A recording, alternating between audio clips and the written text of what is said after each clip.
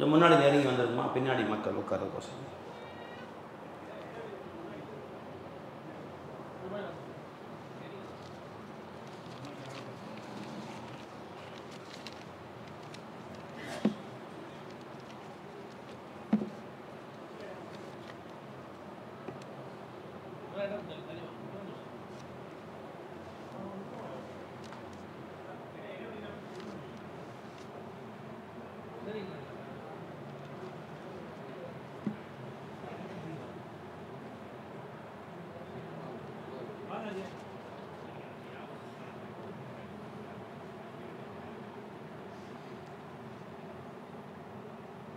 السلام عليكم ورحمة الله تعالى وبركاته. إن الحمد لله نحمده ونستعينه ونستغفره ونؤمن به ونتوكل عليه ونعوذ بالله من شرور أنفسنا ومن سيئات أعمالنا. من يهده الله فلا مضل له ومن يضلل فلا هادي له. ونشهد أن لا إله إلا الله وحده لا شريك له ونشهد أن محمدا عبده ورسوله. أما بعد فقد قال الله تعالى في شأن حبيبه مخبرا وآمرا تعظيما وتكريما إن الله وملائكته يصلون على النبي يا أيها الذين آمنوا صلوا عليه وسلموا تسليما. سيدنا محمد وعلى آله وصحبه. وقال تعالى قال يا قوم أرأيتم إن كنت على بينة من ربي ورزقني منه رزقا حسنا وما أريد أن أخالفكم إلى ما أنهاكم عنه إن أريد إلا الإصلاح ما استطعت وما توفيقي إلا بالله عليه توكلت وإليه أنيب. صدق الله العظيم. அல்லாஹ் ஜல்ல ஷானஹு தஆலாவுடைய பேரருள் பெரும் கருணை, அல்லாஹ் நம்மை எல்லாம் முஃமின்களாக முஸ்லிம்களாக தனது ஹபீப் நாயகம் முஹம்மது ரசூலுல்லாஹி ஸல்லல்லாஹு அலைஹி வஸல்லம் அவர்களின் அருள் நிறைந்த உம்மத்திலே பிறக்க செய்தான். அந்த அல்லாஹ்வுக்கு எல்லா புகழும். அல்ஹம்துலில்லாஹ். சத்தமா அல்ஹம்துலில்லாஹ் சொல்லுங்க. லைன் ஷக்கரத்தும் லஅஸீதன்னக்கும். நீங்கள் அல்லாஹ்வுக்கு நன்றி செலுத்தினால் அல்லாஹ் அதிகமாக்குவான். இது குர்ஆனுடைய சட்டம். அப்போ அல்லாஹ் ரசூலுடைய உம்மத்தில் நம்மளை கொண்டு வந்ததுக்கு நம்ம எல்லாம் ஷுக்ர் செஞ்சால் அல்லாஹ் என்ன செய்வான், வாழ்நாளெல்லாம் அந்த உம்மத்திலே வச்சுருப்பான். இன்ஷா அல்லாஹ் சொர்க்கத்திலேயே ரசூலுல்லாவோடய வச்சுருப்பான். இன்ஷா அல்லாஹ் அதிகமாக அல்லாஹ் தஆலா ரசூலுல்லாஹ்வுடைய உம்மத்தில் கொண்டு வந்து நன்றி செலுத்தி பழகும். அல்லாஹ் நம்ம எல்லோருக்கும் தௌஃபீக் செய்வானா. அன்பர்களே, இந்த உலமாக்களை உருவாக்குகிற இமாம்களை, முதர்ரிசின்களை, ஹதீபுகளை உருவாக்கி வெளியே அனுப்புகிற இந்த சபையிலே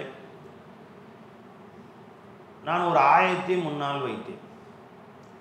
இந்த ஆயத்து யார் சொன்ன வார்த்தை என்றால், யாருக்கு ரசூலுல்லாஹி ஸல்லல்லாஹு அலைஹி வஸல்லம் ஹதீபுல் அன்பியா, நபிமார்களிலேயே மிகச்சிறந்த பேச்சாளர் என்று பெயர் வைத்தார்கள் நமது ரசூலுல்லாஹி ஸல்லல்லாஹு அலைஹி வஸல்லம், அவங்க சொன்ன வார்த்தை இந்த வார்த்தை. இது அல்லாஹ் குர்ஆனில் சொல்றான். நபிமார்களில் மிகச்சிறந்த பேச்சாளர் என்று நமது நாயகம் ஸல்லல்லாஹு அலைஹி வஸல்லம் அவருடைய வார்த்தையால் பட்டம் சூட்டப்பட்ட நபி. உலமாக்கள் சொல்றாங்க, யாருன்னு தெரியுமா? மத்தவங்க சொல்லுங்க, யாரும் அந்த நபியின் பேர் என்ன? ஆலிம்கள் சொல்லக்கூடாது. யாருங்க அப்படின்னு யார் சொன்னது? கை தூக்குங்க, எந்திரிங்க. மாஷா அல்லாஹ், மாஷா அல்லாஹ். உட்காரு. ஷுஐப் அலைஹிஸ்ஸலாம்னு சொன்னாங்க. ஒருத்தராவது சொல்றீங்க. அப்போ அது மஜ்முஆவுடைய சரித்திரங்களை படிக்கிறதே இல்லை நாமெல்லாம். விளைஞ்சுங்களா? காலையில் வச்சு தினமணி, தினத்தந்தி, இது பேப்பர் படிக்கிறது, கொஞ்சம் மிச்சம் நேரம் இருந்துச்சுன்னா டிவியில் பார்க்குறது, அதோட இல்லை ஃபேஸ்புக்கு, வாட்ஸ்அப்பு. என்றைக்கு படிக்க நபிமான் சம்பவம். அதெல்லாம் கபருக்கு போயிட்டா சும்மா தானே இருக்கும். அது அங்கே ஃபேஸ்புக் கனெக்ஷன்லாம் கிடையாது. சொர்க்கத்தில் போயிட்டா யூடியூப்லாம் பார்க்க முடியாது. அப்போ உட்காந்து படிச்சுக்கலாம் நபிமாரில் வரலாறுன்னு உட்காந்துருக்கு. ஜி என்ன நம்மளை கதியை பாருங்க. சஹாபாக்கள் வரலாறு. ஒரு பையன்கிட்ட கேட்குறேன், பத்ரு போர் தெரியுமா? பானிபட்டு போர் கேளுங்க சொல்கிறேன். முதலாம் உலக போர் கேளுங்க சொல்கிறேன். பத்ரு போர்லாம் தெரியாதுங்க அதுங்கிறான். நம்முடைய வரலாற்றையே மறந்து விட்ட ஒரு சமுதாயம் இந்த இஸ்லாமிய சமுதாயம் தான். சபக்கு பிற்பாடு சதாக்கத்துக்கா உன் முன்னோர்கள் வாழ்ந்த வாழ்க்கையை திரும்ப எடுத்து படித்துப்பார், அவர்கள் வீரத்தை படித்துப்பார், அவர் வாழ்ந்த வாழ்க்கையை திரும்பிப்பார். மீண்டும் அல்லாஹ் உன்னை இந்த உலகத்தின் தலைவனாக ஆக்குவான். அந்த தலைவரின் சரித்திரத்தை படித்துப்பார். அவர்கள் எதை வைத்து தலைவர்களாக ஆனார் என்று படித்துப்பார். படிப்பதற்கே நேரம் இல்லை உனக்கு. இந்த தலைவர்கள் எப்படி வாழ்ந்தார்கள் என்று, உனக்கு எப்படி தலைவர்களாக ஆனார்கள். இந்த உலகத்திலே ஆதம் அலைஹிஸ்ஸலாம் காலத்து கியாமத் நாள் வரைக்கும் ஒரு சாம்ராஜ்யம் உலகத்தை அசைத்து பார்த்தது. அதை விட ஒரு பெரிய சாம்ராஜ்யம் உலகிலே உண்டாக முடியாது சொன்னால் உஸ்மானிய பேரரசு. சுமார் 800 வருஷம் ஒரு குடையின் கீழே உலகத்தை கட்டுண்டு வைத்தவர்கள் உஸ்மானிய சக்கரவர்த்திகள். அவர் சரித்திரம் யாருக்கா தெரியுமா? உஸ்மான் யார் தெரியுமா? ஜி, உஸ்மானுடைய சரித்திரம் உங்களுக்கு தெரியுமா? யார் எத்தனை பேர் கத்துக்கிட்டோம் இன்னைக்கு? சுல்தான் முகமது அல் ஃபாத்திஹ் தெரியுமா உங்களுக்கு? என் பெருமானா சொன்னாங்க ஸல்லல்லாஹு அலைஹி வஸல்லம், கிறிஸ்தீனியாவை முஸ்லிம்கள் கையிலே வரும் வரை கியாமத் வராதுன்றாங்க ஸல்லல்லாஹு அலைஹி வஸல்லம். அப்படியா? அதை கைப்பற்றக்கூடிய மிகச்சிறந்த ஒரு நல்லடியார் கைப்பற்றுவார்னு சொன்னாங்க ஸல்லல்லாஹு அலைஹி வஸல்லம். ஏன் ரசூலுல்லாஹ் சொன்னது பொய்யா பார்க்காது. உஸ்மான் நாயகத்துக்கு ஆசை, உஸ்மான் ரலியல்லாஹு அன்ஹு அந்த கிறிஸ்தீனியாவை நான் கைப்பற்றணும் அப்படின்னு சொல்லி ஒரு படையை அனுப்பிச்சாங்க. அபு அய்யூப் அல் அன்சாரி இதெல்லாம் அந்த படையில் நானும் போறேன். அதை கைப்பற்றக்கூடியவர்கள் மிகச்சிறந்த நல்லடியார்கள், அல்லாஹ்வுடைய அருள் பெற்றவர்கள், அல்லாஹ்வுடைய நேசர்கள் பெருமானா சொன்னாங்க. நானும் தான் அந்த படைக்கு போவேன்னு அபு அய்யூப் அல் அன்சாரி அவங்க அந்த படையில சஹாபாக்கள் சேர்ந்து போனாங்க. கைப்பற்ற முடியல, பாதியில் திரும்பி வந்துட்டாங்க. பல இடைஞ்சல்கள். அதுக்கு பின்னாடி 800 வருடங்களாக இஸ்லாத்திலே யாரெல்லாம் ஹலீஃபாக்களாக அரசர்களாக வந்தார்களோ எல்லாரும் ஒரு முயற்சி செய்வாங்க. அந்த பேர் அந்த ரசூலுல்லாஹ் சொன்ன பேர் எனக்கு கிடைக்கணுமே இன்னும் முயற்சி செய்வார்கள். கிறிஸ்தீனியாவுக்கு போருக்கு அலை அனுப்புவார்கள். ஜெயிக்க முடியல. அது கிறிஸ்தவர்கள் கையில் இருந்தது. ரோம் நாட்டின் தலைநகராக இருந்தது கிறிஸ்தீனியா. இன்று அதற்கு பேர் இஸ்தாம்புல். இன்று அதற்கு பேர் துருக்கியின் தலைநகர் இஸ்தாம்புல் இருக்குல்ல, அதான் அந்த பெருமானா சொன்ன கிறிஸ்தீனியா. கடைசியாக சுல்தான் முகமது அல் ஃபாத்திஹ், அல்லாஹ் உஸ்மானிய பேரரசின் மாபெரும் சக்கரவர்த்தி வந்தாரு பாருங்க. அவர்கள் மிகப்பெரிய கடல் படை வைத்திருந்தார்கள். கடல் படையை தாண்டித்தான் இஸ்தாம்பூலுக்கு உள்ள போனோம், கிறிஸ்தீனியாவுக்கு உள்ள போனோம். அந்த கடல் படை யாராலும் ஜெயிக்க முடியவில்லை. இவங்க என்ன தெரியுமா செஞ்சாங்க ஜி? தரையிலே பலகைகளை அடுக்கி லட்சக்கணக்கான ஒட்டகைகளை அறுத்து அந்த கொழுப்புகளை அந்த பலகையில அடுக்கி கடல்ல இங்க இருந்து கப்பல்களை ஏற்றி அந்தான கொண்டு போய் இறக்கிட்டான். இவன் போர் வரும்னு சொல்லி கப்பல்ல எதிர்பார்த்து காத்துட்டு இருக்கிறார்கள். அவங்க அந்த கப்பலுக்கு பின்னாடி கொண்டு போய் கப்பல் இறக்கிட்டார். சரித்திரத்திலே அப்படி ஒன்றை உலகத்தை சரித்திரத்தில் யாரும் பார்க்க முடியாது. கிறிஸ்தீனியா ஒரு நொடியிலே கைப்பற்றி அல் ஃபாத்திஹ், சுல்தான் அல் ஃபாத்திஹ் என்று பெயர் பெற்றான். யாருக்கா தெரியுமா? சம்பவம் படிச்சிருக்கிறோமா? எப்படியெல்லாம் இந்த தலைவர்கள் உலகை கைப்பற்றினார்கள், இஸ்லாத்தை எப்படி அவர் உயரத்திலே கொண்டு வந்தார்கள், இந்த சரித்திரமே தெரியாத நம்மளே.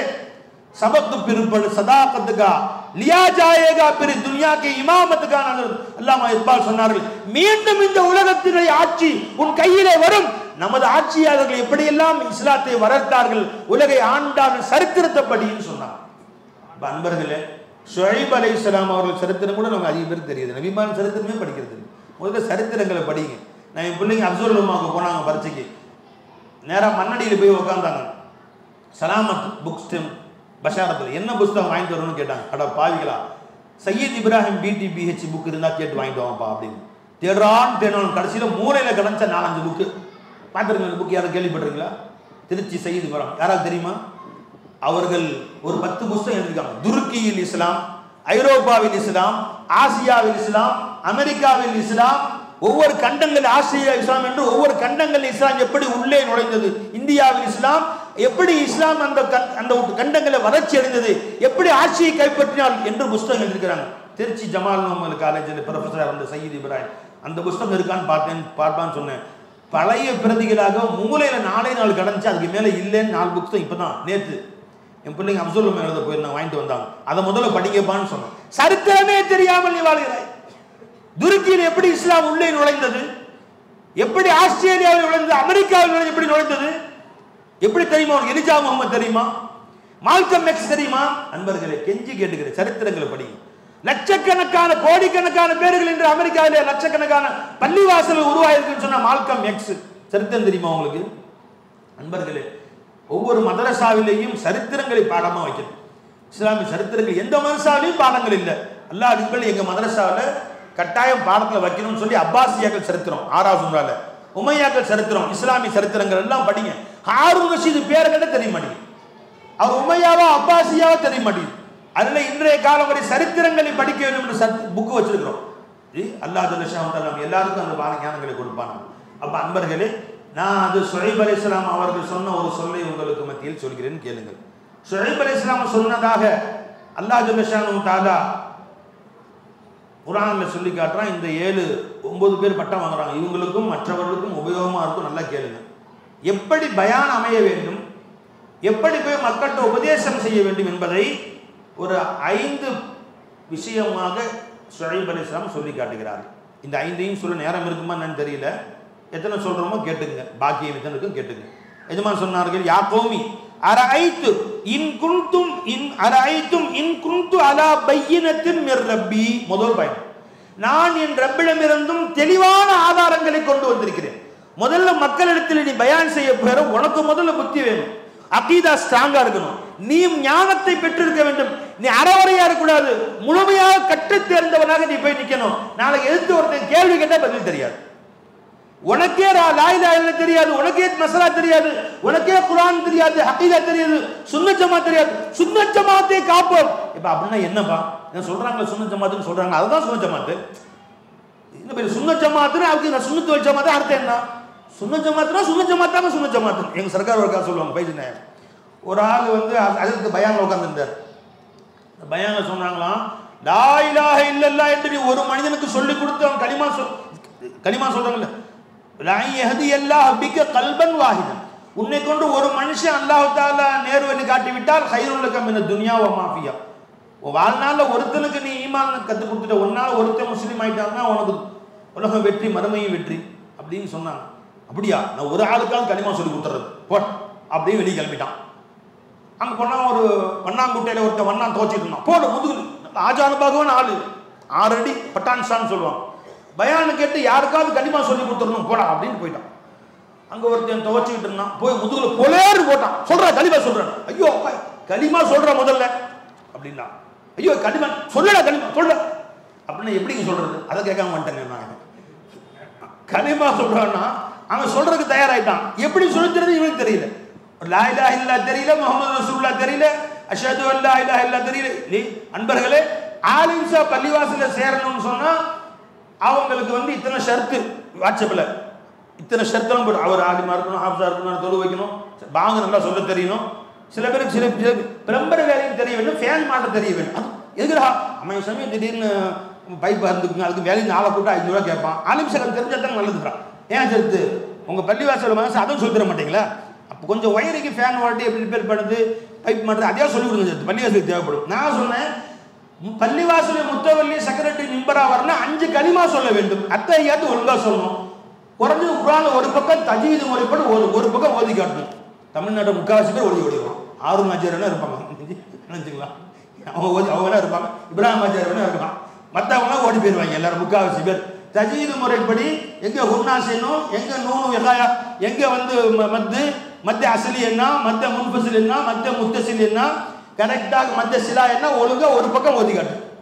குர்ஆனை எப்படி இறங்கியதோ வரத்தில குர்ஆனை தரத்தில ஒரு பக்கம் ஓதி காமிச்சாதான் பள்ளிவாச முத்தவலி. ராஜா மட்டும் போயிருவோம் முக்காவாசி பேர், எல்லாம் ஓடி போயிருவாங்க. நீ ஷர்த்து வையா, ஃபர்ஸ்ட் முதல்ல நீ ஷர்த்து வை. அப்ப எது சொல்ல நண்பர்களே, நீ ஆலிமா இருக்கிறவங்க முதல்ல வெளியே செல்கிற நீங்கள் இனி இப்ப வந்து இல்ம நீங்க கற்றுக் கொடுத்து ஆலிம் எல்லாத்தையும் தெரிஞ்சுக்கிட்டாருங்க, நீ இடத்துல இனி தெரிந்து கொள்வதற்குண்டான சலாஹியத் உங்களுக்கு இருக்கிறது. நீ குர்ஆனை திறந்து பார்க்கலாம், நீ ஃபிக்ஹை எடுத்து பார்க்கலாம், நீ தஃப்சீர் எடுத்து பார்க்கலாம், நீ ஹதீஸ் எடுத்து பார்க்கலாம். இனிமேல் தான் நீ கலையை வளர்த்து கொள்ள வேண்டும். நம்ம ஓதி இப்போ சில பேர் ஃபோன் போடுறாங்க, ஹஜ்ரத் ஜும்மா காலையில் 2 சரித்திரம் சொல்லுங்க, இன்னைக்கு பொறுமையை பத்தி பேசுறேன், 2 சஹாபாக்கள் கதை வேணும் சொல்லுங்கிறாங்க. காலையில் கத்தால 11 மணிக்கு ஃபோன் போட்டு, இன்னும் அரை மணி நேரம் ஜும்மா இருக்குது ஹஜ்ரத், ஏதோ குறிப்பு சொல்லுங்க. அடப்பா விதே, நாங்களாம் எப்படி தெரியுமா, பாக்கியாத்து சாலியாத்துல 10 நிமிஷம் பயான், அந்த 10 நிமிஷத்துக்கு முதல் வாரமே சொல்லிடுவாங்க தலைப்பு, குறிப்பெடுப்போம் 10 பக்கம். கம்மல் வச்சுருக்காங்க, நம்முடைய ஹம்ச பக்கம் இருக்கிறாங்க, 10 பக்கம் குறிப்பெடுப்போம். எடுத்தா அதிலிருந்து பொறுக்கி எடுத்து 5 நிமிஷம் 7 நிமிஷம் 8 நிமிஷம் பேசணும். அல்லாஹ் நாடுனா அந்த 10 பக்கம் எடுத்த குறிப்பு இன்னும் வச்சிருக்கிறோம், சில குறிப்புகள்லாம் அதை 5 மணி நேரம் பேசலாம். 5 மணி நேரம் பேசுவதற்குண்டான குறிப்புகளை தயார் செய்து அதிலிருந்தும் பொறுக்கி எடுத்து 10 நிமிஷம் பேசுவோம், அதிலிருந்து குறிப்பிட்டு 8 நிமிஷம் பேசுவோம். அப்ப நீங்கள் அவ்வளவு விஷய ஞானம் உள்ளவர்களாக இருக்க வேண்டும்.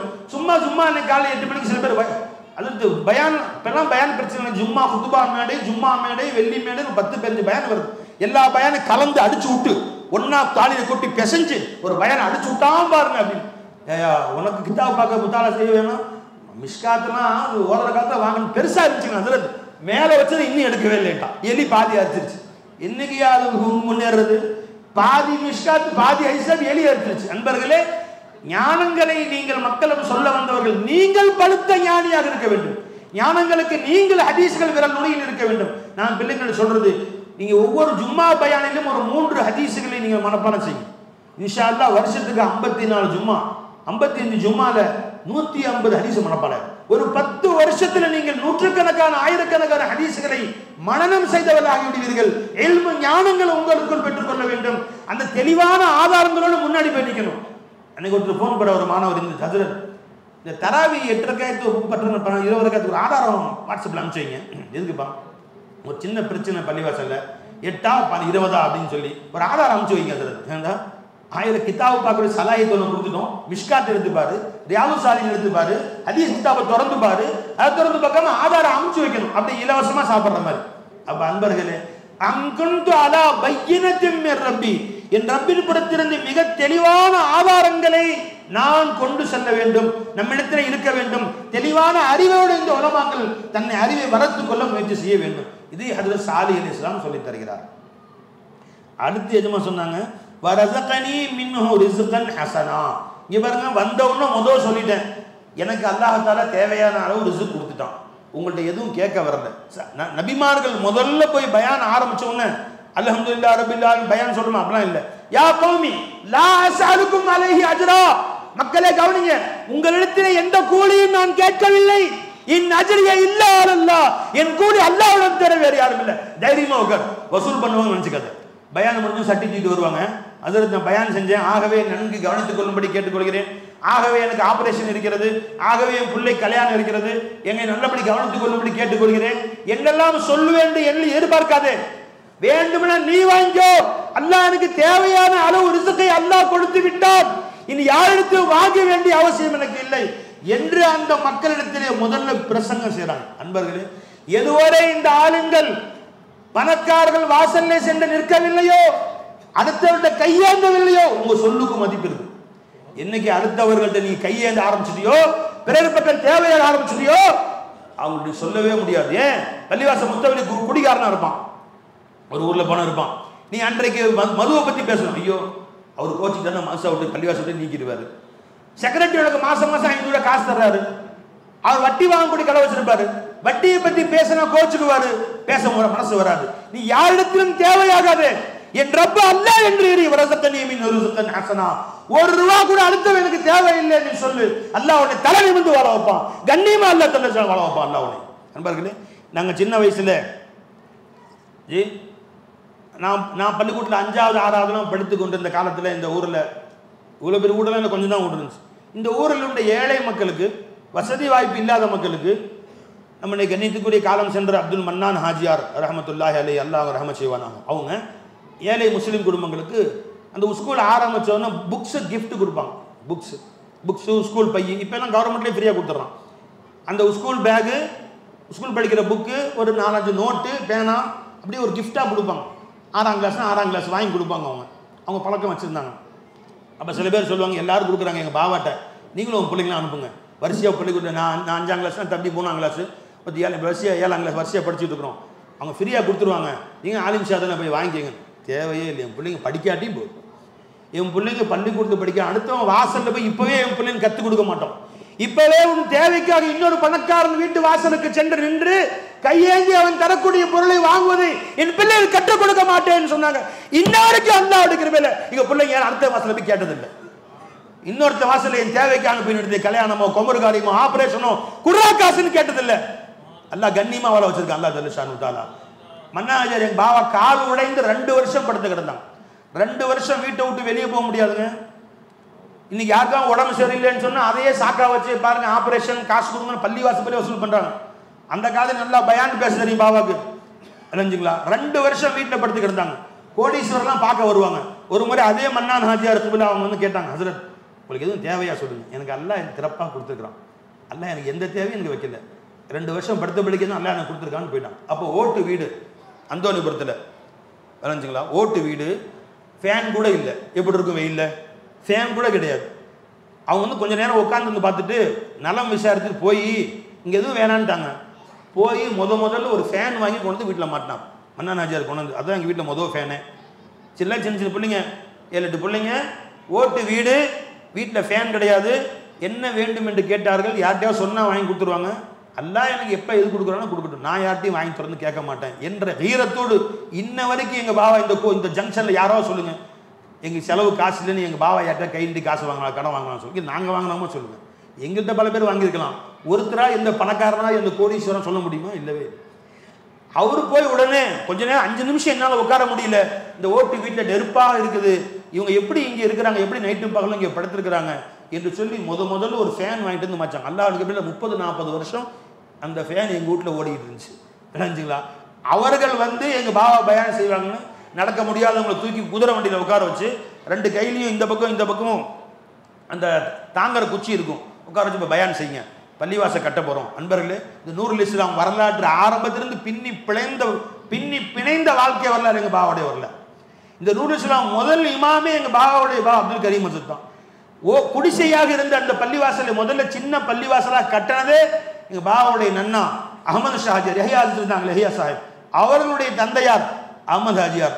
அப்போ அந்த காதருக்கான அந்த போஸ்ட் ஆஃபீஸ் தெருவில் ஒரு 4-5 வீடு, அதுக்கு பின்னாடி இது வரைக்கும் குளம்தான். எங்கள் பாபா சொல்லுவாங்க, சின்ன வயசில் ஒரு 10-30-40 முஸ்லீம் வீடுகள் இருந்த பொழுது 1950 முதல்ல ஜங்ஷனுக்கு எங்கள் பாபா வந்த பொழுது இந்த 5 தர்ம நகர், இந்த சுப்பிரமணிய நகர், இந்த ஆசாத் நகர், இது எல்லாமே வெறும் குளங்களாக இருந்தது.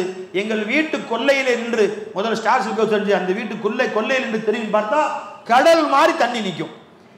அப்போ முதல்ல அந்த பள்ளிவாசலை கட்டினதே அகமது ஷாஹியார் கட்டினார்கள். அப்போ அங்கே இமாமா முதல்ல சம்பளம் வாங்காத இமாமாக இருந்தது எங்கள் பாபாவுடைய அப்துல் கரீம் பாக்டிவியர்ஸ் இருந்தாங்க. அதற்கு பின்னால் கொஞ்சம் எல்லாம் வசூல் பண்ணி பில்டிங்காக கட்டிய பொழுது அஹத் ஹசரத் அவர்களை இமாமாக சம்பளத்துக்கு முதல்ல நியமித்தாங்க. நண்பர்களே, அந்த மதரசா கட்டும் பொழுது எங்கள் பாபாட்ட மன்னான் ஹாஜியார் கேட்டாங்க, இது எப்படி இந்த மஸ்ஜிது கட்டுறதுக்கு உருவாக்குறதுக்கு வசூல் பண்ணுறதுக்கு என்ன செய்யுது? எங்கள் பாபா சொன்னாங்க, நான் திருப்பூர், கோயம்புத்தூர், நீலகிரி மதரசாவில் மாவட்டங்களில் சுமாராக சஃபீராக இருந்து 100 மஸ்ஜிதுக்கு மேலே உருவாக்கியிருக்காங்க. பாபா சுமாராக 7-8 வருஷம் இருந்து 100 பள்ளிவாசலுக்கு மேலே. ஒரு ஊருக்கு போகிறது, கிராமத்துக்கு போகிறது, 10 பேர் குடும்பம் இருக்கும், பள்ளிவாசல் இருக்காது. ஏப்பா 10 பேர் இருக்கிறீங்க, பள்ளிவாசல் இல்லையே, சரி ஒரு புறம்போக்கில் நிலம் இருக்குது, ஒரு குடிசை போட்டுக்குவோம். உடனே இங்கேருந்து தகவல் தெரிவிப்பாங்க. அது நிர்வாகத்திலேருந்து ஜமாத்துல் வந்து கொஞ்சம் யார்ட்டையாவது சொல்லி வசூல் பண்ணி கொடுப்பாங்க. பாபா நின்று ஒரு குடிசையால் ஒரு பள்ளிவாசல் நியமித்து வளைஞ்சுங்க. அங்கே 2 பேருக்கு ஒரு 10 நாள் தங்கி இருந்து யாருக்காவது தொழுவு கற்றுக் கொடுத்து நீங்கள் தொழுவு வைப்பா அப்படின்னு வச்சுட்டு போயிரு. இன்றைக்கு எங்கள் பாபா சொன்னாங்க, அந்த திருப்பூர் ஒருங்கிணைந்த திருப்பூர், கோயம்புத்தூர், நீலகிரி மாவட்டத்தில் நான் ஏற்படுத்திய அந்த பள்ளிவாசல்லாம் இன்று பிரம்மாண்டமான மஸ்ஜித் ஆயிடுச்சு. குடிசையாக இருந்து ஓடாகி ஷீட்டாகி இன்னைக்கு பிரம்மாண்டமான பள்ளிவாசல் ஆயிடுச்சுன்னு சொல்லி காமிச்சாங்க. அப்போ பாபா சொன்னால், அப்போ தான் நாங்கள் செல்வோம், என்ன செய்வோன்னு கேட்டால் 4 பேர்கிட்ட போய் ஒரு 10 பேருக்கு தொழுகிற மாதிரி இடம் வேணும், ஒரு முசல்லாவுக்கு வந்து இவ்வளோ காசு, 10 பேருக்கு இவ்வளோன்னு சொல்லி நான் ஐடியா பண்ணுவோம், நாங்கள் 10 பேர் பிரித்து கொடுத்துருவாங்கன்னு சொன்னோன்னா அதே ஐடியாவை நான் இங்கே சொல்லலாம். மன்னான் ஹாஜியார் அவர்கள் அவ்வாறு ஏற்படுத்திய பொழுது முதல்ல மன்னான் ஹாஜியார் 2வது முசல்லா கொடுத்து எங்கள் பாபா, நானும் என் பேரில் கொடுத்துறேன், என்னால் கையில் கொடுக்க முடியாவிட்டாலும் நான் யார்கிட்டயாவது சொல்லி வாங்கி தர்றேன்னு சொல்லி 2வது முசல்லாவுக்கு பொறுப்பெடுத்து கொண்டது பாபா, ஐடியா சொன்னது அவங்க பாபா. அப்போ அந்த மஸ்ஜிதை உருவாக்கணும். இந்த மதரசா பற்றிலாம் புக்கெல்லாம் போடும்போது எங்கள் பாபா பேர், அப்துல் கரீம் பேர்லாம் காணாம். ஏன்னா அவங்க இந்த புக்கில் என் பேரை போடுவாங்கன்னுக்கானே செய்யலை. இந்த வேலையெல்லாம் அவங்க இந்த பின்னாடி புக்கு எழுதுவாங்க, அதுக்காண்டு நம்ம புக்கில் நம்ம பேரை போடுவாங்கன்னு சில அல்லாஹ்தான் ஏற்படுத்தினார்கள். அந்த விதையை தூவினார்கள், அது மரமாக இன்று வளர்ந்து இத்தனை நிர்வாகங்கள் காரணமாக இருக்குன்னு சொன்னால் முதல்ல மதரசா மஸ்ஜிது கட்டின அகமது ஷாஹியார் கட்டினான். அன்பர்களே, அதற்கு பின்பு மதரசா ஏற்படுத்திய பொழுது மதரசாவுடைய பொறுப்பாளராக இருந்து கூடவே என்று உழைத்து மதரசா உருவாக்கியவங்க பாபா. ஷுக்கூர் ஹஜரத் கிபிலாவை முதல்ல கூட்டிட்டு வந்து அவங்க ஊரில் போய் கூட்டிட்டு வந்து மதரசால உஸ்தாதா வச்சது பாபா. அவங்களுக்கு பின்ன அப்துல் வஹாப் என்று நாசரா நடத்தினாங்க. அவங்கள ஊரில் போய் அழைச்சிட்டு வந்து இங்கே உஸ்தாதா ஏற்படுத்தியது எங்கள் பாபா ஏற்படுத்தினாங்க. பின்னாடி அல்ஹம்துலில்லாஹ் எல்லாரும் பெரியவர்கள்லாம் தலையெடுத்தார்கள், ஒதுக்கி கொண்டார்கள். அப்போ அன்பர்களே, இந்த வரலாற்றோடு இன்றைக்கு நேற்று வந்தவர்கள் அல்ல. இந்த ஊரில் ஆரம்பத்தில் விரல் விட்டு எண்ணக்கூடிய முஸ்லிம்கள் வெறும் 50-60 முஸ்லிம்கள் வசித்த பொழுது ஆரம்ப காலத்திலிருந்து வந்த கூட்டம் இது. அந்த காலத்தில் மஸ்ஜிதை உருவாக்கியவர்கள் இந்த கூட்டம். நண்பர்களே, எதுக்கு சொல்ல வந்தேன்னா, அப்ப இருந்து இன்ன வரைக்கும் எந்த பணக்காரன் வாசலையும் கை வச்சதில்லை, எவன்டையும் போய் காசு கொடுங்கன்னு கேட்டதில்லை. அவர்களுக்கு உதவித்தான் பாவா செய்வார்கள். எங்க பாவா சொல்லுவாங்க, யாராவது பள்ளிவாசலுக்கு பயானுக்கு வந்துட்டாங்கன்னா, யாராவது பயானுக்கு வந்துட்டாங்கன்னா எங்க பாவா சொல்ல, ஜும்மா முடிச்சுட்டு எங்க வீட்டுக்கு சாப்பாட்டுக்கு வந்துடுவான்னு சொல்லுவாங்க. பாவா ஜும்மா தொழுது போயிட்டு வரும்போது ஆலிம் சாவையும் கூட்டிக்கிட்டு வரும்போது கடையில் 2 கோழியும் வாங்கிட்டு வந்துடுவாங்க. அந்த காலத்தில் சிக்கன் சென்டர்லாம் கிடையாது, கோழி தான் விற்பாங்க. 2 கோழி வாங்கிட்டு வீட்டில் வந்து ஜும்மா தூக்கிட்டு உடனே எங்கள் அம்மா அதை உரித்து அதை சோறாக்கி அந்த ஆலிம் சாவுக்கு சோறு போடுவாங்க. எந்த ஆலிம் இந்த ஊருக்குள் கால வைத்தாலும் இங்கே தான் சாப்பிடுவாங்க. அபு சூத் ஹசரத் குலா முதல் எத்தனையோ நூற்றுக்கணக்கான உலமாக்கள் உணவு இருந்திய இடம் நம்ம வீடு. அந்த பரக்கத்தாங்க இதை ஆலிம் சாவாங்க. யாரோ சொன்னாங்களா, அபு ஹனீஃபா ரஹ்மத்துல்லாஹி எங்க மகனை பெரிய ஆலிமாக்கணும், அவங்க தந்தையார் உலமாக்களுக்கு சேவை செய்திருப்பார், அந்த பரக்கத்தான் சொன்னாங்களாம். அந்த மாதிரி நமது தந்தையார் உலமாக்களுக்கு கண்ணியப்படுத்திய காரணத்தினால் ஊருக்குள் கால் வைக்கிற ஆளுங்களும் எங்க வீட்டில் சாப்பாடுன்னு கொடுத்து அந்த பரக்கத்தின் காரணத்தினால் இந்த அல்லாஹ் ஜல்ல பிள்ளைகளை ஆலிம் சாவி வச்சான். எதுக்கு சொல்றேன், இந்த முறையை நீங்க கடைபிடிச்சு. நான் சித்திக் மோலா உட்காந்துருக்காங்க, ஹசன் பாயுடைய மகனார் சித்திக் உட்காந்துருக்காங்க. ஏன் ஞாபகம் வருது பார்த்தோன்னு கேட்டா, புக்கு மன்னா நாஜாட்ட வாங்க வேணாம், எனக்கு மூத்தவர், ஒரு வருஷம் மூத்தவர், அவர் 7ஆம் கிளாஸ் படிச்சு முடிச்சுட்டு அந்த புஸ்தகங்கள்லாம் கிழிஞ்சு போய் பார்த்துட்டு முன்னாடி பிடி கிழிஞ்சிருக்கும், அதை என்கிட்ட கொடுப்பாரு. அது நான் 7ஆம் கிளாஸ் படிச்சு முடிப்பாங்க. நான் 7ஆம் கிளாஸ் படிச்சு முடிச்சுன்னா அந்த புஸ்தகம் அப்படியே அசீஸுக்கு போயிடும். அப்துல் ரஹ்மான் உட்காந்துருக்காங்க, அப்துல் ரஹ்மான் பாய் எங்க அவங்களுடைய தம்பி அசீஸ், எனக்கு அடுத்த செட் அவருக்கு போயிடும். இப்படித்தான் தலைமுறை 4-5 செட்டு படிப்போம் அந்த புத்தகத்தை. அவங்க 8ஆம் கிளாஸ் படிச்சுட்டு புஸ்தகம் எனக்கு கொடுப்பாங்க. அப்ப அவர்கள்ட்ட கையில புஸ்தகம் வாங்கி நான் 10th வரைக்கும் படிச்ச பள்ளிக்கூடத்துல. நீ அப்படி படிச்சுக்கோ, கிழிஞ்ச புஸ்தகத்தில் படிச்சாலும் பரவாயில்ல. 10th மேக்ஸ் 98 படிச்சது கிழிஞ்ச புஸ்தகம் தான், 198 மார்க்கு. கிழிஞ்ச புஸ்தகத்தில் படிச்சாலும் நல்ல மார்க் தான் கொடுத்தாங்க தெரிஞ்சுதான். விளைஞ்சிங்களா? ஏன் சொல்ல வரேன்னா, நீ எப்படி படித்து கொண்டாலும் கிழிஞ்ச ஆடைகளை போட்டு கொண்டாலும் இன்னும் சொன்னா ஆச்சரியப்படுவீங்க. விளைஞ்சிங்களா? நான் பள்ளிக்கூடத்தில் படிக்கும்போது ஃபேண்ட் இருக்கே, என்னுடைய மாமு சுலைமான் மாமு இருக்காங்களே, அவங்க போட்டு படித்த ஃபேண்ட்டாக நான் போட்டிருக்கேன். அவங்க சின்னதாக போயிடும் ஃபேண்ட்டு. விளைஞ்சிங்களா? அவங்க அந்த ஃபேண்ட்டு கொடுப்பாங்க, அது எனக்கு கரெக்டாக இருக்கும். அதை போட்டு ஸ்கூல் காக்கி ஃபேண்ட்டு, அதை போட்டு ஸ்கூலுக்கு போயிருக்கேன். விளைஞ்சிங்களா? அந்த மாதிரி இருந்தாலும் சரிதான், இன்னொருத்தட்டு போய் கையேந்த வேண்டாம் என்ற இஃபத்தை, கண்ணியத்தை கற்றுக் கொடுத்தவங்க. அதுதான் அது ஷுஐப் அலைஹிஸ்ஸலாம் சொல்லி காட்டுகிறார்கள். யாக்கோப் என் மக்களே, வரஸகனி மின்ஹு ரிஸ்கன் ஹஸனா, எனக்கு அல்லாஹ் கண்ணியமான ரிஸ்க் கொடுத்திருக்கான். உங்கள்ட்ட ரிஸ்க் கேட்கறதுக்காண்டி உங்கள்ட்ட வாங்கி சாப்பிட்றதுக்கு நான் வரல, இன்ன வரைக்கும் தேவையே இல்லை. நீ யாராவது சொல்லி, யார் வீட்டிலேயாவது நாங்களோ குடும்பத்தார்களோ பிச்சை எடுத்தோம்னு சொல்லி பாரு. மதரசாவுக்கு வந்து கேட்டிருப்போம், அது கேட்டிருக்கலாம், அது நடக்கலாம். யாரோ சில பேர் சொன்னாங்க, என்ன ஒரு 100 இஸ்லாம் மாசம் இருக்கும்போது இந்த மாசம் வசூல் பண்றாங்களே அப்படி. இந்த ஜங்ஷன் எப்படிப்பட்ட போய் தெரியுமா? பெங்களூர் ஷபீர் ரஷாதுக்கு அந்த மதரசாவிற்கு அபு சூத் இங்க வந்து மன்னானாஜார் வீட்டில் தங்கி எங்க பாபாவையும் கூட்டிட்டு ஊடா போயிருக்காங்க. அண்ணன் வேலூர் பாக்கியாசன் ஓதும் பொழுது என்னுடைய உஸ்தாது பிறந்த இலியாஸ் ஹசரத் சுபிலா அவர்கள் வருவாங்க, இங்கே வருவாங்க. நான் அவங்கள கூட்டிக்கிட்டு வீடு வீடாக போவேன். ஓபி ஆச்சார வீட்டுக்கு போவோம், உட்காந்து அவங்க 1/2 மணி நேரம் பேசுவாங்க, கேட்டு காசு கொடுப்போம், வாங்கிட்டு ஒவ்வொரு வீடாக நான் கூட்டிகிட்டு போவேன். அந்த காலத்தில் இந்த காலத்து வரைக்கும் நூற்றுக்கணக்கான, இன்று வரையிலும் ஆயிரக்கணக்கான மதரசா உதவி செய்யக்கூடிய ஊர் இது. ஒரு மதரசா வச்சா இன்னொரு வருஷம் போட்டின்னு யார் சொன்னா? அன்பர்களே, பாக்கியாத்து சாலியாத்து வேலூரில் ஆரம்பிச்சாங்க இல்லையா, அவங்களுக்கு முன்னாடியே லத்தீஃபியா மதரசா இருந்துச்சு. லத்தீஃபியா மதரசா ஸ்தாபகர் அப்துல் வஹாப் ஹசரத்துடைய உஸ்தாத். அவங்ககிட்ட தான் ஓதனவங்க, அப்துல் வஹாப் நம்முடைய ஆலாஸ்ல ஓதனவங்க. அப்ப அவங்க இங்க மதரசா ஆரம்பிச்ச பொழுது, நீ என்ன எனக்கு போட்டி ஆரம்பிக்கிறியா சொல்லவே இல்லை. போட்டியில குட்டி, அவங்களுடைய போட்டின்னு யாருங்க சொன்னா, அது போட்டு குட்டி போறது இல்லையா? அத்தா வீடு கட்டினா பையன் வீடு கட்டுறா இருந்தது, அப்புறம் பேர வீடு கட்டுறா, அது மாதிரி அது அத்தா கட்டணும். எங்க எல்லாம் அங்கதான் ஓதணும். எங்க தகப்பனாரும் உருவாக்குற மதரசாக்கள் அவைகள் தான். அவர் கண்காணித்த மதரசா. இன்னைக்கு அது போட்ட குட்டி, நாளைக்கு இது போட்ட குட்டி, இன்னொருத்த போய் வேற துறையில மதரசா ஆரம்பிப்பார். அவர் உதவுறவர்கள் வேணான்னு சொல்ல முடியுமா? எங்க ஸ்கூல் எத்தனை இருக்குது, ஸ்கூல் எத்தனை இருக்கு, ஜவுளிக்கடை எத்தனை இருக்கு, டீக்கடை எத்தனை இருக்கு, தெருவுக்கு மதரசா வைக்கணுங்க. வை, எல்லாம் சேர்ந்து வைங்க. அல்ல எல்லா மதரசாவையும் அல்ல உருவாக்குவான்.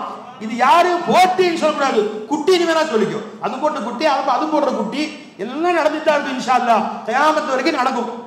அலஞ்சாலிங்களா? இந்த மாசம் 10வது.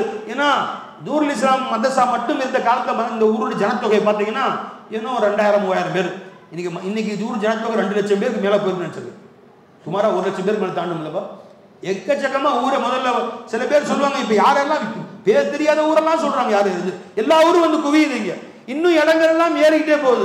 அன்பர்களே, இன்ஷா அல்லாஹ் தஆலா உலகத்தின் கல்வியின் மர்கஸாக இந்த ஊர் அல்லாஹ் தஆலா ஆக்குவான். உலமாக்கள் மர்கஸா அல்லாஹ் ஆக்குவான். இங்கிருந்து உலமாக்கள் உலகமெல்லாம் போய் சேவை செய்வார்கள். அத்தனையும் அல்லாஹ் தஆலா உண்டாக்கி கொடுப்பான். ஆனாலும் இந்த உலமாக்களே, உங்களுக்கு கண்ணியம் இன்னொருத்தன்ட்ட போய் கையேந்தாது, இன்னொருத்தட்ட போய் காசு வாங்காது. நீ வேணா கொடு, அல்லாஹ் கொடுத்தது கொண்டு போதுமாக்கிக்கோ. கிழிஞ்ச ஆடையை கொண்டு போய் என்னுடைய ஷேக் நாயகத்துடைய ஷேக் நாயகம் நூரி நாயகம் தமிழ்நாட்டுக்கு வந்தார்கள். அவர்களை பயான் செய்யறதுக்காண்டி மிகப்பெரிய ஒரு வக்கீல் அவர்களை கூட்டு போய் பயான் செய்ய வச்சிருக்கிறாரு. எஜமா அங்கிருந்து போட்டு வந்த சட்டை இருக்கு பார்த்தீங்களா, ஒரு பக்கம் கிழிஞ்சிருக்கு, சட்டை முன்னாடி கிழிஞ்சிருக்கு, அதை தையல் போட்டிருக்கிறாங்க. அலைஞ்சிக்கலாம் மேலே ஒரு துண்டை போட்டு அந்த தையலை மறைச்சிக்கிட்டாங்க. மேடையில் பயான் 2 மணி நேரம் எல்லாம் அதிருது அப்படியே. அலைஞ்சிங்களா பெரிய பெரிய ஆட்கள்லாம் அப்படி மண்டை காயிறாங்க. என்ன மாதிரி பயான், போல்டா பேசுறாரு, துணிச்சலா அடிக்கிறாரு, என்ன மாதிரி பயானா இருக்கும், பயங்கரம் பேசுறாங்க. வீட்டுக்கு வந்துட்டாங்க.